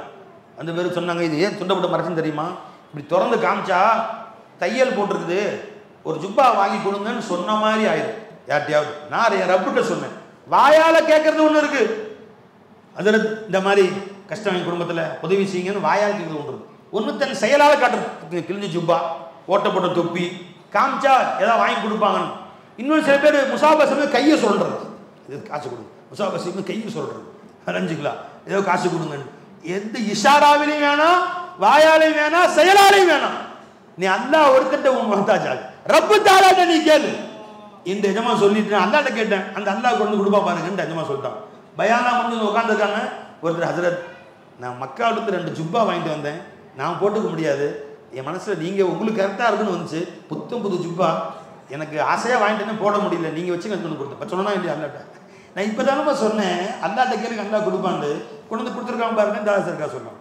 ஏன் ஷேக் நாயகம் அவர்கள் கடவுள் அவர் இறுதி காலத்தில் அந்த நேரத்தில் தமிழ்நாட்டிலேயே உயர்ந்த கார் என்ன கார் பார்த்து சொனோட்டா. அப்போ அந்த காலத்தில், இப்போ இல்லை நிறைய கார்களுக்கு முன்னாடி உள்ள கார், அந்த கார்லாம் எஜமா விட்டு முன்னாடி நின்றுச்சு. ஆனால் அவங்க ஆரம்ப காலத்தில் சர்க்கார் நாயகம் பயானுக்கு போவாங்க, பெரிய தலப்பாவாக கட்டணும், யார்கிட்டையும் காசு கேட்க மாட்டாங்க, பெரிய தலப்பாவாக கட்டணும். எஜமா பெருசாக தலப்பா கட்டுவாங்க, சின்ன துண்டு தான் இருக்கும், காக்கி துண்டு. எஜமா அவங்க குடும்பத்தில் மனைவி இருந்தாங்களே எங்கள் பிராணி அம்மா, அவர்களுடைய பழைய தாவானி இருக்குங்களா துவச்சி போட்டு தலை சுற்றிக்குவோம். 2-3 தாவானி சுற்றி மேலே கவரு ஒரு சின்ன அந்த டர்பன் சின்ன துண்டு, பார்த்தா பெரிய தலப்பா மாதிரி தெரியும். உள்ளுக்குள்ள பூரா பொம்பளைங்க தாவானி சுற்றி பயான் செய்வாங்க, கம்பீரமாக பயான் செய்வாங்க, நடுநடுங்கி போவார்கள். எந்த யாருக்கும் தயவுதாட்சணை இல்லாமல் பேசுவாங்க சர்க்கார் நாயகம். ஏன் உங்கள்கிட்ட நான் தலப்பா வாங்கி கொடுன்னு கேட்டால் தானே உனக்கு நான் குனியணும், தலை குனியணும். ஒரு தொப்பி வாங்கி கொடுறான்னு கேட்டால் தான் தலை குனியணும். உங்ககிட்ட எப்போ நான் முகத்தாஜ் இல்லையோ, எப்போ உன்னிடத்தில் நான் கேட்கவில்லையோ தைரியமாக பேசுவாங்க. ஒரு சூஃபி இருந்தாங்க, கடற்கரையில் உட்காந்து அல்லாஹ் முராக்கபா திக்ர் செஞ்சு உட்காந்துட்டாங்க. விவேகானந்தர் பாறையில் இல்லைங்க, ஏதோ ஒரு கடற்கரையில் உட்காந்து அல்லாவோட திக்ரில் உட்காந்துருந்தார். அந்த நாட்டு ராஜா அந்த வழியாக வந்தார். வந்தோன்னா கால் நீட்டிக்கிட்டார் டபக்குன்னு. மந்திரி கூட ஒரு சும்மா இருப்பாரா, ஏன் ராஜா வர்றாரு மரியாதை இல்லாமல் கால் நீட்டுறீங்க. நான் கையை மடக்கிட்டேன், அதனால கால் நீட்டிக்கிட்டேன். நீங்கள் கையை நீட்டிட்டே காலை மடக்கிட்டேன்டா. நான் யார்ட்டையும் கை நீட்டலை, யார்ட்டையும் முகத்தாஜாவில், யாருடைய தயவுதாட்சியம் தேவை, நான் கால் நீட்டிட்டான். இப்போ ராஜாவை பயந்து போயிட்டார். பெரிய சூஃபியாக இருப்பார். இப்போ உங்க எதுவும் தேவை இருக்கா, ஏதாவது செய்யணும்னு ஆசைப்படுறேன், எதுவும் தேவை இருக்கா, ஒன்றே ஒன்று தேவை இருக்குது சொல்லுங்களேன், நிறைவேற்றி வைக்கிறேன். தாங்கள் நிற்பது நிழலை எனக்கு வெயிலை மறைக்கிறது, அதனால் இந்த வெயில் என் மேல் படுமாறு கேட்டுக்கணும் அப்படின்னு அர்த்தம். வேலையை பார்த்துட்டு போடான்னு அர்த்தம். நான் சூக்கா சொல்கிறது, தாங்கள் நின்று கொண்டிருப்பதால் எனக்கு வெயில் மறைக்கிறது, என் மேல் வெயில் பட அருள் கூறுமாறு கேட்டுக்கணும். என்ன அர்த்தம், போடா கேட்க வேண்டாம், நாங்கள் அல்லாஹ் ரப்பாக்கி வாழ்கிறோம், உன் தயவு எதுக்கு, எனக்கு உன் தாட்சணி எதுக்கு, போடான்னு அர்த்தம் அதுக்கு. விளைஞ்சிங்களா, வெளியே போடான்னு சொல்றதை இப்படி நான் சூக்கா சொன்னார். அந்த மாதிரி வாழ்ந்த சூஃபியாக்கள், அந்த மாதிரி வாழ்ந்த ஞானவான்கள், அவர்கள் பேச நெருப்பு பறந்துச்சு. அவர்கள் யாருக்கும் பயப்படல. ஷுஅல மகாலி நரீல் வாயிஸே கௌமே வோ புக்தா ஹியாலி நரீ பர்கத் பஹீ நரீ ஷுஅல மகாலி நரீ. அல்லாஹ் இக்பால் சொல்றாங்க, ஜி என்ன இன்றைய பேச்சாளர்களே யாருக்கு தலை குனிஞ்சு பேசுறீங்க? திரும்பி பார்க்கலாம், அவர் மனசா கொடுக்குறாரு, இவர் பள்ளிவாசல் கொடுக்குறாரு, இவர் மனசு வருத்தப்படக்கூடாது, அவர் மனசு வருத்தப்படக்கூடாது. இவரும் அந்த அண்ணன் தம்பி 2 பேர் சண்டை போட்டுக்கிறாங்க, இவரு பேச நாளைக்கு பள்ளிவாசலுக்கு வர மாட்டார். ஏன்டா பயப்படுற, ஏன் பயப்படுற நீ? வாயிஸே கௌமே வோ புக்தா ஹியாலி நரீ பர்கத் பஹீ நரீ. புயல் வருமே உன் பேச்சிலே, மின்னல் மட்டுமே இடி இடிக்குமே, அந்த பேச்சு எங்கே போனது? பர்கத பைனரை ஷேல மகாலினரை ரகை ரஸ்மியாதா ரூஹ பிலாலினரை. பாங்கு சொல்லக்கூடிய சடங்கு மட்டும் இன்று இருக்கிறது, பிலாலுடைய ரூஹ் எங்கே சென்று விட்டது? அல்லாமா இக்பால் கேட்கிறாங்க. ரஹகை ரஸ்மியாதா ரூஹ பிலாலினரை ஃபல்சஃபா ரஹகை தல்கீன கஸாலினரை. இன்றும் மதரசாக்களிலே பாடங்கள் போதிக்கப்பட்டுக் கொண்டிருக்கின்றன. கஸாலி இமாமுடைய ஞானங்கள் எங்கே சென்று விட்டது? அவர்கள் போதித்த ஞானங்கள் எங்கே சென்று விட்டது என்று அல்லாமா இக்பால் அவர்கள் கேட்கிறார்களே. அதுக்கு தான் ஹஜரத் ஷுஐப் அலைஹிஸ்ஸலாம் சொல்லி காட்டுகிறார்கள், ஆலிம்களே இஃபத்தாயிரு, கண்ணியமா இவனுக்கு கொடுக்குற சம்பளம் 10,000 ரூபாய், அதிலே கண்ணியமா வாழ்ந்து காட்டு. நீ கண்ணியமா வாழ்ந்து காட்டு, யாரிடத்திலும் தேவையில்லாமல் வாழ்ந்து காட்டு. அல்லாஹ் உனக்கு அள்ளி கொட்டுவான். கோடீஸ்வரர்கள் வீட்டிலே காரை போட்டுக் கொண்டு காத்து கிடப்பார்கள். அல்லாஹ் மேல் தவக்குல் வச்சு வாழ்ந்து காட்டு. அதற்குத்தான் அல்லாஹ் ஜல்லஷானுஹு குர்ஆனை சொல்லி காட்டுறான், எல்லா அன்பியாக்களுக்கும் சொல்லி காட்டுறான். முதல்ல அந்த மக்கள்கிட்ட போய் நின்றவன, யா கௌமி, என் மக்களே, லா அஸ்அலுக்கும் அலைஹா அஜ்ரா, நான் உங்களிடத்தில் எந்த கூலியும் கேட்கவில்லை. இன் அஜ்ரிய இல்லா அலல்லாஹ், என் கூலி அல்லாஹ் இடத்தில் தான், என் கூலி அல்லாஹ் இடத்தில் தான், வேற யாரிடத்திலும் எதுவும் நான் கேட்கல. அப்படி நீ வந்து நின்றா நீ அறியாத பொறுத்திருந்து உதவி வர ஆரம்பிச்சிடும். நீ நினைச்சு கூட பார்த்துருக்க மாட்ட, அல்லாஹ் உதவி செய்ய ஆரம்பிச்சிடும். கும்பகோணத்தில் ஹஸரத் கிபிலா ஒரு மதரசாவை, நூரானி ஷா கிபிலா ஆரம்பித்த மதரசாவை ஆரம்பித்து நடத்திட்டு இருந்தாங்க. அதை 4 பேரை 3 பேரை சேர்த்தி, பிள்ளைங்க யாரும் வரவே இல்லை. மதரசானா எங்க இருக்குன்னு யாருக்கும் தெரியாது. நோட்டீஸ் போட்டு எங்கெல்லாம் உலமாக்களுடைய மீட்டிங் நடக்குதோ, எங்கெல்லாம் மதரசா, எங்கெல்லாம் மாநாடு நடக்குதோ, எல்லா இடத்தையும் தெருவில் நின்று நோட்டீஸ் கொடுப்பாங்க. ஆனவர்கள் அஜத் தான் கொடுப்பாங்க. அசத் கிபிலா எங்கெல்லாம் நிற்க போய் நோட்டீஸ் கொடுப்பாங்க. கொடுத்து ஒவ்வொருத்தராக 5 மாணவனை முதல்ல சேர்ந்தாங்க. முதல் வருஷம், அடுத்த வருஷம் 3ஓ 4ஓ இப்படியே சேர்ந்து 5 வருஷம் மதரசாவை நடத்தி முதல் வருஷம் பட்டமளிப்பில் பிரம்மாண்டமாக நடத்தினாங்க. 25 பிள்ளைங்க சேர்ந்தாங்க. அவ்வளோ கஷ்டப்பட்டு பண்டாரியிலே இவங்களே சமையல் இறங்கிறது, சாக்கடை ஆடுறதுக்கு ஆளில இவங்களே இறங்கிறது. ஒரு மதரசா உருவாக்கி பார்த்தாலும் தெரியும். ஃபஸ்ட்டு 5 வருஷம் ஆனால் எல்லாருக்கும் மதரசா பற்றி தெரிய ஆரம்பிச்சோன்னு நிறைய பேர் வந்து கூட்டம் சேர ஆரம்பித்தாங்க. அப்போ ஏதோ இவர்களுக்கும் அங்கே தலைவர்களுக்கும் கருத்து வேறுபாடு, நீங்கள் போங்கன்ட்டாங்க. வெறுங்கையாக தான் வந்தோம். எது சொல்ல வரேன்னா, அல்லாஹ் உதவி எப்படி வரும்னு பாருங்கள். இங்கே வந்தால் ஜங்ஷனில் நம்முடைய கண்ணியத்திற்கும் மதிப்புக்குரிய ஹாரூன் ஹாஜியார் கிபிலா அவங்க அப்துல் அசீஸ் மதரசான்னு ஒரு மதரசா ஆரம்பித்து நடத்திட்டு இருந்தாங்க. அந்த மதரசா சில காரணங்களுக்காக வேண்டி நிப்பாட்டிட்டாங்க. அந்த பில்டிங் மட்டும் இருந்துச்சு. இவங்க போய் சொன்னோன்னே, இந்த பில்டிங் நீங்களே வச்சுக்கோங்க, சிறப்பாக நடத்துங்க, வாடகையே வேணாம். இப்போ வாடகை கொடுத்தா எவ்வளோ காசுக்கு போகும்? 50,000 ரூபா வாடகை விடலாம், பெரிய பில்டிங், நீங்களே வச்சு நடத்துங்க ஹசரத், வாடகையும் வேணாம், கேரண்டி பில்லு நான் கொடுத்துட்றேன். அல்லாஹ் தஆலா இந்த மனசாவுடைய பாணி வந்து சொல்ல போனால் ஹாரூன் நஜார் தான். தெரிஞ்சுங்களா? எங்கள் பாபா பாணின்னு போட்டாலும் பாணி என்னமோ ஹாரூன் நஜார் தான். அவங்க தான் மனசை ஆரம்பிச்சு. எங்கே போய் நிற்போம்? எங்கே போய் நிற்போம் எதிர்பார்க்காது. அல்லாஹ்வை நம்பி வெளியே வா.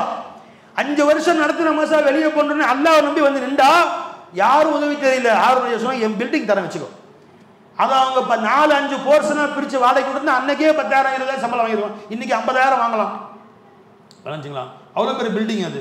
அவ்வளோ பெரிய பில்டிங்கை கொடுத்து கீழே ஒரு சமையல் ரூமும் கொடுத்து, அது மட்டும் இல்லை கேரண்டி பில்லும் கொடுத்து, உஸ்தாமாருக்கு உதவியும் கொடுத்து, அப்பப்போ சாப்பாடும் கொடுத்து 5 வருஷம் நடத்தணுமாங்க. 5 வருஷம் அங்கே மிகுந்த ஆதரவோடு, அவங்களுடைய முழு ஆதரவோடு ஒரு பிள்ளையை பெற்று வளர்க்குறது 5 வருஷம் 6 வருஷம் வச்சுட்டு அப்புறமேலு அந்த பிள்ளை தானாக வளர்ந்துடும். அந்த முழு ஆதரவு பெற்று வளர்த்த தகப்பன் வந்து என்னமோ ஹாரூன் நஜார் தான். தாய் வேணால் எங்கள் பாபா பேர் சொல்லிக்கிங்க, இர்ஃபானி ஷா அஜார்னு அஜார்னு. விளைஞ்சிங்களா? இந்த மதரசாவுடைய தகப்பனா யாருங்க? ஹாரூன் நஜார். நீ எங்கே போய் நிற்போம்? 100 ரூபா வாடகை கொடுக்க கையில் காசு இல்லாமலா?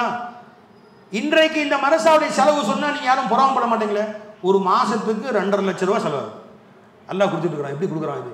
அன்னைக்கு ஒரு பைசா மாதக்க 100 ரூபா கூட மாதத்துக்கு காசு இல்லாமல் வெறும் ஒன்று போய் நின்ற போது சில நேரம் சம்பளமும் அவங்க கொடுத்து உதவி செய்து 5 வருடம் நடத்தி வைத்தார்கள். இந்த அல்லாஹ்வை நம்பி இன்னைக்கு வந்தோம். இன்னைக்கு அல்லாஹ் சொல்ல 3 கோடி ரூபாய் பில்டிங் கொடுத்தான். எப்படி கொடுத்தாங்க இது? இதான் அல்லாஹ் சொல்றான், அலைஹி தவக்கல்து, என் ரப்பின் மேல் நம்பிக்கை வச்சு வெளியே வா. நீ இவன் நம்ம உதவி செய்வான், அவன் உதவி செய்வான். மனுஷனை நம்பாதே. மனுஷன் மூத்தா போயிடுவான், மனுஷன் மனசு மாறிடுவான். உனக்கு எல்லாம் சேரேன்னு சொல்லுவான், திடீர்னு மூத்தா போயிடுவான். என்ன செய்வ? அதாவது நீங்க வாங்க நான் கவனிச்சுக்கிறேன்னு சொல்லுவான், மூத்தா போயிடுவான். என்ன செய்வ? அடுத்து நீங்க கவனிச்சுக்கிறேன்னு சொல்லுவான், திடீர்னு உங்க பஞ்சாதி வேணான்னு சொல்லுவான். அப்ப என்ன செய்வ? இங்க மனுஷன் மேல் நம்பிக்கையா வைக்காதே. என்றைக்கும் மானமடையாத ரப்பனை நம்பிக்கை வச்சு. இந்த மதரசா அல்லாஹ்வை நம்பி ஆரம்பிக்கப்பட்ட மதரசா. 1 ரூபா கூட கையில காசு இல்லாமல், அன்பர்களே, ஒவ்வொரு ஊர்ல ஒரு ஜமாத்து சேர்ந்து மதரசா நடத்தும். எந்த ஜமாத்தும் இல்லை, ஒரு தனி நபராக எங்கள் பாபாவும் பிள்ளைங்களும் சேர்ந்து ஆரம்பித்த அந்த மதரசாவை இந்த அல்லாஹ் இந்த 3 கோடி ரூபாய்க்கு பில்டிங் கொடுத்து மாதம் 2 லட்சம் 3 லட்சத்துக்கு அதை செலவு கொடுத்தான்னு சொன்னால் இதுதான் அவங்க சொன்னாங்க, நீ அல்லாஹ்வை நம்பி வெளியே வா. அலைஹி தவக்கல்து இலைஹி உனீப், என் ரப்பு என்னுடைய ரப்பிடத்தில் தான் நான் முழுமையாக தவக்கல் வைத்திருக்கிறேன், அவன் பக்கம்தான் நான் ஆதரவு கொடுக்கிறேன், என் நம்பி வா. யாரை நம்பியும் இல்லை. நீங்கள் இந்த ஜங்ஷன்ல இருந்து யாருமே ஒரு பைசா கொடுக்காதீங்க, சட்டம் போட்டாலும் போட்டுக்கோ. எங்கள் அல்லாஹ் குப்பா மாசா இதுவும் சிறப்பாக நடக்கும். நீ சட்டம் போட்டால் இன்னும் சிறப்பாக நடக்கும். தெரிஞ்சுங்களா? ஜங்ஷனுடைய கொடைவல்கள் ₹1 கூட நீங்கள் வாங்காதான் சரிதான்.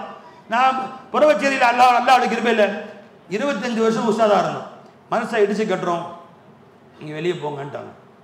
இடிச்சு கட்டிட்டு இருக்கிறாங்க. அதெல்லாம் கட்டி முடிப்பானாங்க. வெளியே வந்து ₹1 கையில் காசு இல்லை. நேராக திருப்பூரில் ஒரு பீர் பாய் கூப்பிட்டாங்க. அது இங்கே வாங்க, அது நம்ம ஆரம்பிக்கிறோம். பிள்ளைங்கள்லாம் வந்தாங்க, உஸ்தாது மாதிரிலாம் வந்தாங்க. இங்கேயாவது 4 பேரை வச்சு சக்கரவர்த்தியில் ஆரம்பித்தோம். மாத செலவு 10,000 ரூபா 15,000 ரூபான்னு ஆரம்பித்து இன்றைக்கி 2.5 லட்சம் வந்து நிற்கிது. அங்கே எல்லா உஸ்தாமார்களும் வந்துட்டாங்க. 6-7 உஸ்தாமார்கள், 40 பிள்ளைங்க வந்துட்டாங்க. முதல் மாத செலவே 2 லட்சம் ரூபா. இன்னைக்கு இப்போ 3 லட்சம் மாதம் மாதம் செலவு. எங்கே போய் நிற்கிறது? அலைஹி தவக்கல்து இலைஹி உனீப், ரப்பே உன்னை நம்பி வந்துட்டோம், கைவிட மாட்டோம். வமை யதவக்கல் அலல்லாஹ், நீ அல்லாஹ் மேல எவன் பரிபூர்ண நம்பிக்கை வைக்கிறானோ ஃபஹுவ ஹஸ்புஹு, அந்த அல்லாஹ் அவனுக்கு போதுமானவன்ட்டான். அல்லாஹ் தஆலா நான் இருக்கிறேன் அடியானே, நீ அவனை நம்பி இவனை நம்பி கடையில் இறக்காத, என்ன நம்பி களத்தில் இறங்கு. முதல் மாசத்திலிருந்து இன்ன வரைக்கும் அல்லாஹ் அனுப்பில 3 வருஷம் ஆச்சு. சம்பளம் 1ஆம் தேதி கிடையாது, 31ஆம் தேதி கொடுத்துரும். அல்லாஹ் 7 உஸ்தாமார்களுக்கு ₹1 கூட சம்பளம் குறைக்கல. அங்கே கொடுத்த அதே சம்பளத்தை அல்லாஹ் ஜல்ல ஷானு தஆலா இன்ன வரைக்கும் கொடுத்துட்டு இருக்கிறான். விளைஞ்சுங்களா? கண்ணியத்துக்குரிய முஜீபுர் ரஹ்மான் ஜமா வந்திருக்கிறாங்க. இங்கே அவர்கள் தான் ஆதரவு கொடுத்து, இங்கே எப்படி நமக்கு ஹாரூன் நாஜியார் ஆதரவு கொடுத்து மனசாவை துவங்கி வைத்தார்களோ அதே மாதிரி முஜீபுர் ரஹ்மான் மௌலா வந்திருக்கிறாங்க. அவங்க ஆதரவு கொடுத்து மனசா ஆரம்பிச்சாங்க. அந்த நிஸ்பத்தை நம்பி வரல. ஹாரூன் நாஜியார் நம்பி மனசா இல்லை. இன்னைக்கு அவங்க ஒரு பைசா கொடுக்காட்டி நடத்தலாம் இல்லையா?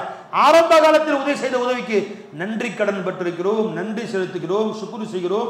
ஒவ்வொரு வக்தும் அவங்களுக்காக துவா செய்கிறோம். அல்லாஹ் அவங்களுக்கு நீண்ட வயசையும் ஆரோக்கியத்தையும் தந்தோல் புரிவானாக. மேலும் மேலும் கண்ணியத்தை அதிகப்படுத்துவானாக. அவர்கள் மண்ணறையிலும் மஹ்ஷரிலும் கண்ணியப்படுத்துவானாக. செல்லுமிடமெல்லாம் அல்லாஹ் கண்ணியப்படுத்துவானாக. அவருடைய ஹாந்தானே அல்லாஹ் கண்ணியப்படுத்துவானாக. அவருடைய இஸ்ஸத்தை அல்லாஹ் அதிகப்படுத்துவானாக. சூரத்தில் ரசூல் ஸல்லல்லாஹு அலைஹி வஸல்லம் சேர்ந்து இருக்கக்கூடிய பாக்கிய நசீபாக்குவானாக. அதே மாதிரி இந்த பாபு சலாமுக்கு உதவி செய்த முஜீபுர் ரஹ்மான் மௌலாவையும் அவர்களையும் அல்லாஹ் தஆலா செல்லுமிடமெல்லாம் கண்ணியப்படுத்துவானாக. அவங்க இஸ்ஸத்து மரியாதை அல்லாஹ் அதிகப்படுத்துவானாக. மதரசாவுக்கு மாதம் 3 லட்சம் ரூபாய் செலவு. இந்த 3 வருஷம் எவ்வளோ செலவாயிருக்கு கவனிச்சுங்க. ஆனால் இன்ன வரைக்கும் அவங்க இருக்கிறது வாடகை வீடு தான். அவங்க இருக்கிறது வெறும் 7,000 ரூபாய்க்கு சின்ன வீடு, வாடகை வீட்டு தான் குடியிருக்கிறாங்க. ஆனால் மதரசாவுக்கு லட்சக்கணக்கான ரூபாய் செய்கிறாங்க. எப்படி? அதுதான் பார்த்தோம். மைய தவக்கல் அல்லாஹ். நம்ம முஜீபுர் ரஹ்மானை நம்பி வரல, முஜீபையும் ரஹ்மானையும் நம்பி வந்துட்டோம். முஜீபும் அல்லாவுடைய பேர், ரஹ்மானும் அல்லாவுடைய பேர். நம்ம முஜீபுர் ரஹ்மானை வந்து இல்லை, நீ முஜீபுன்னு தன்னை சொல்றாங்க. இதா சாலக இபாதி அன்னி ஃபஇன்னி கரீப் முஜீபு தஅவத்தத் தாயி, என்னை அழைப்பவர்களுக்கு நான் பதில் சொல்லுகிறேன்னு சொன்னா பாருங்க. அந்த முஜீபை நம்பி வைத்தோம், எங்கள் மீது கருணை காட்டக்கூடிய ரஹ்மானை நம்பி வந்தோம். இன்ன வரைக்கும் நடந்துட்டு இருக்கு இன்ஷா அல்லாஹ் தஆலா. அல்லாஹ் அந்த முஜீபை ரஹ்மானை நம்பி வந்தனால அங்கே மதரசா ஆரம்பித்தோம். அதன் கிளைகளாக இன்னைக்கு ஷம்சுல் ஆரிஃபின் அரபிக் கல்லூரி காரைக்காலில் அது 20 பேர் ஓதுறாங்க. நான் 3 உஸ்தாத்மார்கள் வேலை செய்கிறாங்க. அங்கே ஒரு கிளை ஆரம்பிச்சாச்சு, மதுக்கூரில் ஒரு கிளை ஆரம்பிச்சாச்சு. இப்போ இந்த வருஷம் பல்லவட்டியில் ஒரு கிளை, பாபு சலாமுடைய கிளை, அல்லாஹ் நாகூர் ஷெரீஃபில் ஒரு கிளை. எல்லாம் 5 மாதம் ஆயிடுச்சு. ஒரு மதரசா 3 வருஷத்தில் 5 மாதம் வரல ஆயிடுச்சு. இன்ஷா அல்லாஹ் தமிழ்நாடு முழுசா அல்லாஹ் மாதம் ஆக்குவானாக. இன்ஷா துவா செய்யுங்க எல்லாரும், ஆமீன் சொல்லுங்க. யாரெல்லாம் எங்கெல்லாம் கூப்பிடலாம் மாதம் ஆரம்பிச்சு முடிவு பண்ணியாச்சு. இன்ஷா இந்தியா முழுசும் மாதம் ஆரம்பிக்கும், உலகம் முழுசும் ஆரம்பிக்கணும். வாஷிங்டனில் ஒரு கிளை, நியூயார்க்கில் ஒரு கிளை, விளைஞ்சுங்களா, லண்டனில் ஒரு கிளை, அல்லாஹ் தௌஃபீக் செய்வானாங்க. ஜப்பான் டோக்கியோவில் ஒரு கிளை ஆரம்பிச்சோம்மா இன்ஷா அல்லாஹ். அல்லாஹ் தௌஃபீக். இது எதுவுமே நோக்கம் என்னவா இருக்கணும்? என் வயிறு வளர்ப்பதற்காக வேண்டி, நான் என்னுடைய சம்பளத்துக்காக வேண்டி, நானும் என் குடும்பமும் பிழைக்கிறதுக்காக வேண்டி தேவையே இல்லை. சில பேர் நினைக்கிறாங்க என்ன இருப்பானி அம்மா ஆரம்பிச்சு எல்லாம் அனந்தமியில் உஸ்தாதா போட்டுக்கிட்டாங்க. ஹேட பாவிகளா, இவங்க கிராத்து சுதேசி மாதிரி ஓதுவாங்க. ஒரு முறை ஈரோட்டில் திருநகர் பள்ளிவாசல் ஒரு நாள் தொழு வைக்கவாங்க, 28ல் கூப்பிட்டுருந்தாங்க. தெரிஞ்சுங்களா? இவங்க மெட்ராஸ்லாம் போனால் 50,000 சம்பளம் கொடுப்பான். இங்கே வெறும் 17,000 சம்பளத்தில் உட்காந்துருக்காங்க. 17,000 சம்பளம், மேல் வருமானம் ஒன்றுமே இல்லை ஜி. 16,000 சம்பளத்தில் உட்காந்துருக்காங்க, மேல் வருமானம் 1 பைசா கிடையாது. தெரிஞ்சுங்களா? இதே இவங்க மெட்ராஸ்லையோ மதுரையிலையோ ஈரோட்டில் போய் இமாமா இருந்தாங்கன்னா எப்படியும் மாத வருமானத்துக்கு மேலே ஒரு வருமானம் கிடைக்கும். தெரிஞ்சுங்களா? ஒவ்வொருத்தரையும் அல்லா விஷயம். இவங்க ஹதரத் இருக்காங்களே, ஹதரத் இக்பிலா, அபுல் ஹசன் ஹசரத் இக்பிலா, கிரசன்ட் ஸ்கூல் வண்டலூரில் 35,000 ரூபா சம்பளத்தில் இருந்தாங்க. அங்கேருந்து வந்து இப்போ 8 வருஷமா 5 வருஷம் ஆச்சு. இன்றைக்கி அவங்க இருந்தாங்கன்னா அவங்க கிரேடு படிக்க இன்றைக்கி 55,000 சம்பளம். இன்றைக்கி 55,000 சம்பளம். இங்கே இவங்க தரக்கூடிய சம்பளம் 17,000 ரூபா. நீங்கள் நினச்சிட்டு இருக்கிறீங்க வயிற்று பொழப்புக்கு ஆரம்பித்த மாதம் கிடையாது இந்த மாதம் யாரும். ஒவ்வொருத்தரும் இன்ஷா அல்லாஹ் வெளியே போனால் இங்கே கொடுக்குற சம்பளத்தில் 3 மடங்கு வாங்குவாங்க, 4 மடங்கு வாங்குவாங்க இங்கே கொடுக்குற சம்பளத்தில். அல்லாஹ் என்ன பிடிச்சிருக்கிறான். அதான் எங்கள் மாதம் உஸ்தாத் உட்காந்துருக்குறாங்க, முஃப்தி ஃபாசில் பாக்கவி முஃப்தி. அதுக்குள்ள நாங்கள் கொடுக்குற சம்பளம் எவ்வளோமா 13,000 ரூபா. இவங்க ஃபாசில் பாக்கவி முஃப்தி இவங்க போய் ஒரு இடத்துல இமாமாவோ இடத்துக்கு போனால் தான் 40,000 சம்பளம் வாங்கலாம்.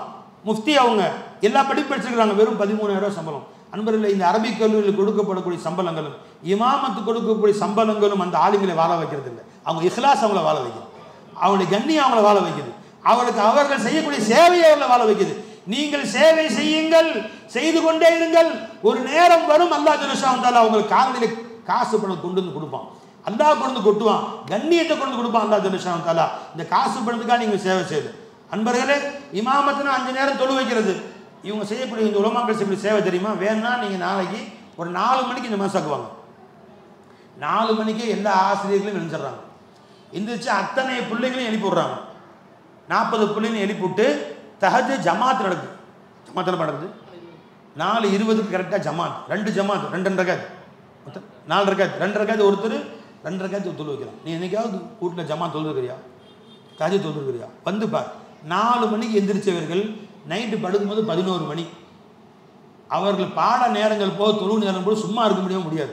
மதரசாவுடைய அடுத்த வளர்ச்சிக்கு என்ன செய்யலாம், அடுத்த வரவுக்கு என்ன செய்யலாம், செலவுக்கு என்ன செய்யலாம். பிள்ளைங்க உடம்பு சரியில்லாமல் டாக்டருக்கு யார் தூக்கிட்டு போகிறா, இவங்க தூக்கிட்டு ஓடுறாங்க. பிள்ளைங்களுக்கு உடம்பு சரியில்லாமல் போனால் எவனுக்காவது பேதி ஆச்சு ஹாஸ்பிட்டலுக்கு கொண்டு போய் இவங்களே உட்காந்து கூட இருந்து சளி நேறிட்டு இருக்குது. கவனிக்க நம்மளை நம்பி பிள்ளைங்களை அனுப்பிச்சிட்டாங்க அப்பா அம்மா. நம்ம பிள்ளைங்களை விட அடுத்த பிள்ளைங்களை கவனிக்கணும். அன்றைக்கி ஒரு பையனுக்கு உடம்பு சரியில்லை, அங்கேருந்து ஃபோன் பண்ணுறான் ஹஸரத் தக்வீலாவுடைய மகனுக்கு. ஹஸரத் தக்வீலாவுடைய மகனுக்கு உடம்பு சரியில்லை, வீட்டுக்கு பிவி ஃபோன் பண்ணுறாங்க, நான் ஆஸ்பத்திரி இருக்கிறேன். எங்கள் ஆஸ்பத்திரியில் மதுசா பிள்ளைங்க கவனிக்கிற உங்கள் பிள்ளைங்க கவனிக்க மாட்டீங்களா? நம்ம பிள்ளை பரவாயில்ல பார்த்து மாத்திரை வாங்கி கொடு, தான் பிள்ளைகளுக்கு மாத்திரை வாங்கி கொடு, கடையில் சொல்கிறேன் அல்தாஃப்ட்டு சொல்கிறேன் மாத்திரை கொடுப்பாரு வாங்கி கொடு என்று சொல்லிவிட்டு மதரசா மாணவர்களை கூட்டி போய் ஆஸ்பத்திரியில் உட்காந்துருக்காங்க. நண்பர்களை இப்படியாக உருவாக்கியது தான் இந்த மதரசா. நீங்கள் நினைக்கிறீங்க 17,000 சம்பளத்துக்கும் அவங்க வாங்குற செய்கிற வேலைக்கும் சம்மந்தமே இல்லை. அன்பர்களே, இப்படியாக இந்த மதரசா அல்லாஹ் உருவாக்கிட்டு இருக்கிறான். ஒவ்வொருத்தரும் என்ன வைங்க, இது போன்ற இந்த மதரசான் இல்லை, இது போன்ற ஒவ்வொரு மதரசாவுடைய உலமாக்களும் தியாகிகள். அவங்க தியாகங்கள் செய்யாமல் இந்த ஊர் மக்கள் உருவாகவில்லை. அவங்க தியாகங்கள் செய்யாமல் நீயும் உன் பிள்ளைகளும் கலிமா சொல்லவில்லை. அவங்க தியாகங்கள் செய்யாமல் நீ இன்னைக்கு தக்பீர் கட்டி தொழுகிறான்னு சொன்னால் அவங்க செஞ்சக்கூடிய தியாகங்கள் தான். அதுக்கு சொன்னாங்க, நம்முடைய நாசரத் சொன்னாங்களே, ஐயா சொன்னாங்களே, அந்த மாதிரி அந்த உலமாக்குடைய தியாகங்களை மதி. அன்பராஜ் சாலிஹ் அலைஹிஸ்ஸலாம் சொன்ன செய்தி 2 செய்தி சொல்லியிருக்கேன். வரஸக்கனி மின்ஹு ரிஸ்கன் ஹஸனா வமா உரீது அன் உஹாலிஃபுக்கும் இலா மா நஹாக்கும் அன்ஹு இன் உரீது இல்லா லிஸ்லாஹ மஸ்ததஅது வமா தௌஃபீகி இல்லா பில்லாஹி அலைஹி தவக்கல்து வ இலைஹி உனீப். இன்னும் 4 பாயிண்ட் இருக்கு. 2 பாயிண்ட் தான் சொல்லி முடிச்சிருக்கேன். இந்த 4 பாயிண்ட்டை இன்ஷா அல்லாஹ் தாலா அடுத்த பட்டமளிப்பு விழாவில் அல்லாஹ் நாடினா சொல்லலாம். சரிங்களா? இது 7வது பட்டமளிப்பு விழா.